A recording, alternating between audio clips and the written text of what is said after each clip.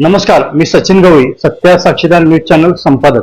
इचलकरंजी महानगरपालिका 2026 निवडणूक अंतर्गत जनतेचा आशीर्वाद या कार्यक्रम मध्ये आपले सहर्ष स्वागत.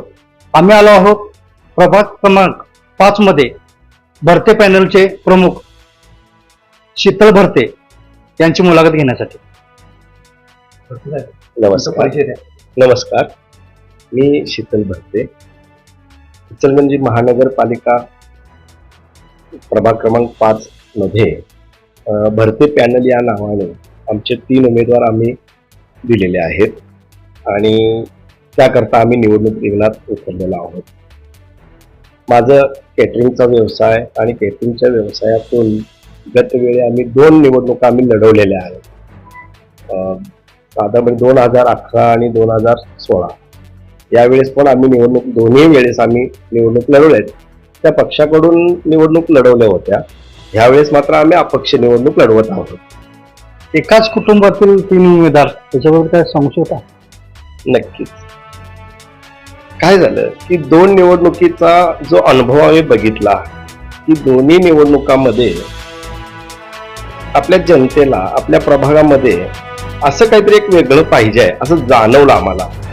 आणि त्या जाणीवेतून किंवा जो दहशतवाद, जी गुंडागर्दी, जे कामं, रखडलेली कामं हे फक्त आणि फक्त कागदावर आणि निवडणुका आल्यानंतरच जे करत आहेत, त्याच्यातून जर कुठला मार्ग काढायचा असेल तर परिवारासारखं राहून परिवारामध्ये काम करत असताना एक जी ऊर्जा असते आपल्याला, त्या ऊर्जेनुसार काम करण्याची एक ताकद मिळेल म्हणून आम्ही एकाच घरातले 3 उमेदवार देऊन आपला प्रभाग, आपला परिवार आणि भरते परिवार असा व्हावा अशा पद्धतीसाठी आम्ही ते निवडणूक रिंगणामध्ये उतरलेलो आहोत. आता सध्याच्या घडीला प्रभागामध्ये कोणकोणत्या समस्या आहेत त्याच्याबद्दल काय बोलू शकता? 100% समस्या सगळीकडेच आहेत. म्हणजे आपल्या प्रभागामध्ये म्हणण्यापेक्षा पूर्ण इचलकरंजीमध्ये आहेत. आणि आता ज्यावेळेस निवडणुका लागल्या त्याच्यानंतर सगळं प्रशासन जागं झालं. आत्ता गटरींची कामं चालू झाली, रस्त्यांची कामं चालू झाली. ह्या गोष्टी सगळ्या मग आधी का झाल्या नाहीत आणि ह्या तात्पुरत्या स्वरूपात झालेल्या आहेत सगळ्या. पण आम्ही एक गाव, आम्हाला जे करायचं आहे, आम्ही ज्यासाठी उतरलोय ते एक वेगळा प्रश्न आहे. ह्या समस्याच येऊ नयेत. जसं की पेरे पाटलांनी त्यांचं जे गाव, त्या गावाच्या मांडणी त्यांनी जी केली त्या धर्तीवरती आम्ही ह्यामध्ये भाग घेतलेला आहे की हे जे प्रभागामध्ये आम्ही करून दाखवणार आहोत. आम्ही गेल्या बाईटमध्ये पण मी एका सांगितलं मुलाखतीमध्ये की आम्हाला वेगळं काहीतरी करून दाखवायचं. आम्हाला दररोज 24 तास पाणी आणणार आहे अशा गोष्टी नाही करायच्या. आम्हाला असं वाटतं की आम्हाला दररोज 1 तास पाणी देता येतंय का, याच्यावरती अभ्यास करायचा. सगळ्यांच्या घरी सोलर बसवता येईल का, सगळ्यांना लाईटची व्यवस्था आपल्याला फ्रीमध्ये करता येईल का, शासनाकडून त्याचे जे शासनानं जे निधी दिलेला आहे, शासनाने जे आपल्याला लोकांच्या करता जे काही कामं दिलेली आहेत, तर त्याचा उपयोग कशा पद्धतीनं करून घेता येईल, त्याच्यातून ह्या आपल्या सगळ्या परिवारातल्या लोकांना कसं त्याचं मार्गदर्शन करता येईल, हे आमचं मेन उद्दिष्ट आहे. त्याच्यामध्ये जनतेने 3 उमेदवारांनी निवडून देऊन महानगरपालिकेमध्ये पाठवल्यानंतर कोणकोणती कामं होतील आपल्या हातून? आत्ता म्हणल्याप्रमाणे की निवडून दिल्यानंतर पहिलं जे 100 दिवस असतील, जसं की शासन आपलं ज्यावेळेस आपलं सरकारचं पहिलं आम्ही त्या पक्षातून काम केलेलं आहे, त्यांनी जे विचार मांडले होते, जे 100 दिवसामध्ये त्यांनी काम केलं होतं, तशा पद्धतीचा एक संकल्प आम्ही सुद्धा ठेवलेला आहे की पहिल्या 100 दिवसामध्ये आम्ही प्रभागासाठी जे आत्ता मी बोललो त्या पद्धतीने आपल्याला कामकाज करता येईल अशा पद्धतीसाठीच. म्हणजे पाण्याचा प्रश्न असेल, ते पाणी आपल्याला दररोज कसं स्वच्छ आणि ताजं देता येईल, लाईटचा प्रश्न असेल, जी विखुरलेल्या सगळ्या तारा आहेत आपल्या प्रभागामध्ये त्याची केबल एक लाईन कशी करता येईल, रस्ते चांगले कॉन्क्रीटचे कसे करता येतील, ह्याच्यावरती पूर्णपणे आपण एक अभ्यास करून त्याच्यावरती आपल्याला त्या प्रभागामध्ये उतरायचं आहे आणि ते करून दाखवायचं आहे. आणि याचा पाठपुरावा नक्कीच करणार. आणि हे करून 100 दिवसाच्या आत त्याचा रिपोर्ट कार्ड आम्ही आमच्या प्रभागातल्या जनतेसमोर ठेवणार. आणि आमचा परिवार जो आहे, भरते परिवार, आपला परिवार, आपला प्रभाग, ह्याच्यासाठी हे सगळं आम्ही करत आहोत. पाठीमागील काळामध्ये तुम्ही सामाजिक कार्य कोणकोणते केले त्याच्या संदर्भात थोडंसं विश्लेषण करा. कामं खूप केलेली आहेत. म्हणजे सामाजिक कार्यामध्ये मी स्वतः रोटरी मेंबर आहे.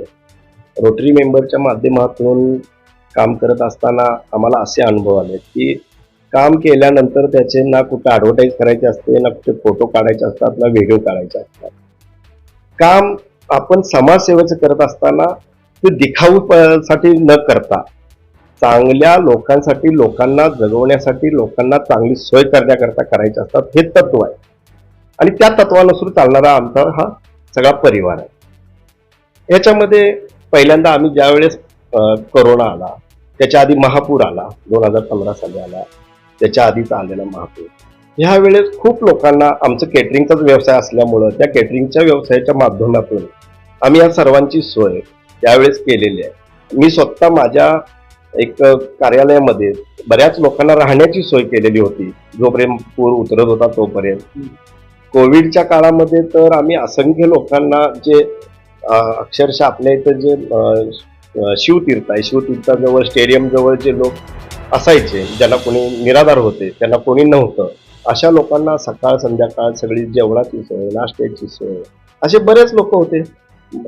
मला वाटते की मला आठवतंय की चंदूर, कोरोची, त्याच्यानंतर आपला हा जो भाग होता सगळा, जिथे एकदम गरीब, ज्यांच्या कुटुंबात कोणी नव्हतं, वयस्कर लोक 2च असायची, असे साधारणपणे 150 लोकांना आम्ही दररोज साधारणपणे 1700 ते 2000 लोकांना आम्ही जेवण पुरवठा करत होतो आणि ते मोफत करत होतो, आमच्यातर्फे करत होतो. हे कुठेही आम्ही जाहीर करत नव्हतो आणि हे सगळं माहीत होतं. म्हणजे त्यावेळेच्या लोकांना, त्या लोकांना जर मी आता तुम्हाला गाठ घालून दिली तर तेच लोक माझ्याबद्दल बोलतील, पण आपल्याला ते करायचं नाही, आपल्याला ते आणायचं नाही, मीडियासमोर आणून त्याचा काय उपयोग नाही आहे.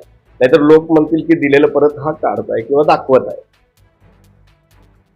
जनतेचा आशीर्वाद भरती पॅनलच्या पाठीशी आहे का? 100% मला यावेळेस पूर्ण खात्री आहे. कारण पहिली निवडणूक ज्यावेळेस मी लढवली त्यावेळेस मला माहीत होतं की मी हारणार आहे. दुसरी निवडणूक ज्यावेळेस मी लढवली त्यावेळेस मला माहीत होतं की मला यातून काहीतरी शिकायला मिळालं आणि तिसरी निवडणूक ही जिंकण्यासाठी असते आणि ती मी यावेळी जिंकणार आहे आणि मला पूर्ण प्रभागाची साथ या जिंकण्याकरता आहे, हे 16 तारखेला निकालातून दिसून येईल. सत्याचा साक्षीदार न्यूज चॅनलच्या माध्यमातून जनतेला कोणता संदेश द्याल तुम्ही?